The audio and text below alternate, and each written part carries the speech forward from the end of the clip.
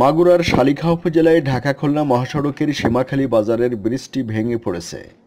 সোমবার সকাল 11টার দিকে দুটি পাথর বোঝাই ট্রাক ও একটি কাভার্ড ভ্যান নিয়ে প্রায় 25 ফিট নিচে নদীতে ভেঙে পড়ে 50 মিটার লম্বা এ ব্রিজটি।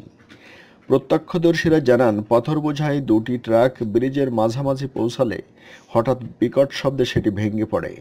এ সময় ট্রাকের দুইজন ড্রাইভার ও এক সাইকেল আরোহী আহত হন। দ্রুত তাদেরকে উদ্ধার করে যশোর জেনারেল হাসপাতালে পাঠানো হয়। এ সময় কোনো যাত্রীবাহী বাস সেখানে না থাকায় জানমালের বড় ধরনের কোনো ক্ষতি হয়নি বলে তারা জানান।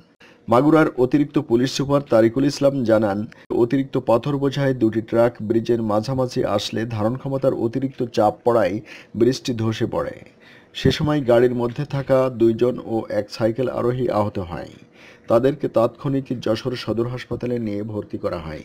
বর্তমানে মাগুরা যশোর মহাসড়ক বন্ধ রয়েছে। এ রুটের যানবাহন ঝিনাইদহ হয়ে যশোর খুলনার দিকে যাতায়াত করছে। যানবাহন তিনটি উদ্ধারের চেষ্টা চলছে।